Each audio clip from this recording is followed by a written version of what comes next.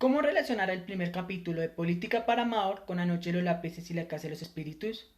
En el primer capítulo, Henos aquí reunidos, Sabater nos habla de la importancia de la sociedad para el individuo, de cómo ésta nos da forma a partir de lazos útiles como los familiares, políticos y sociales, los cuales marcan nuestra vida hasta la inevitable muerte y cómo nuestra naturaleza es social. Pero, ¿qué pasaría si la sociedad estuviera en el contexto de la dictadura del 76 en Argentina o el recorrido histórico chileno que nos presenta la película? Pues Sabater también lo explica. Las juventudes y los grupos trabajadores, en este caso los argentinos y chilenos, sentían que la sociedad no les servía para que ellos les sirvieran a ella, y empezó el cuestionamiento de las convenciones. Cuando hay conciencia, hay ganas de rebelarse, en este caso, rebelarse por conseguir condiciones más justas y para una vida mejor. Sin la presión injusta de los de arriba y con garantía para todos, de ahí nacieron estos movimientos estudiantiles en Argentina y los políticos de izquierda en Chile. Pero,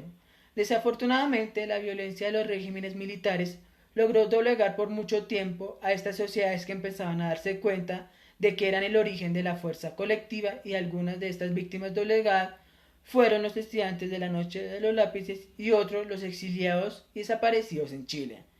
que simplemente abogaron a favor de una sociedad mejor, aunque en la primera nos narren desde la postura de las víctimas y en la segunda tenga múltiples lugares de enunciación, como lo son la lucha entre clases, una por el dominio de poder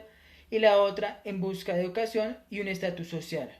o el cómo se ve la réplica de la mujer en manifestaciones de violencia física como sexual, y donde el hombre básicamente su papel era el liderazgo. Pero ahora, en áreas de la memoria latinoamericana, sus magnicidios tienen sentido, pues su apuesta voluntaria quedó para la posterioridad y el recuerdo colectivo.